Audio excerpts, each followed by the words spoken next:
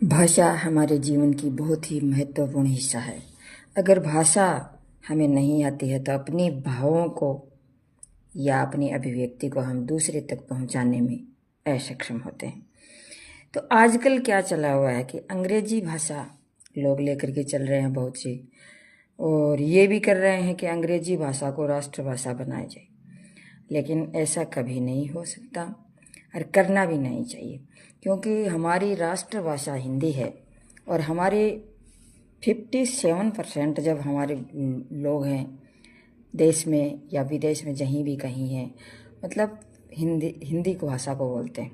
तो हमारे देश में सबसे ज़्यादा जब हिंदी बोली जाती है,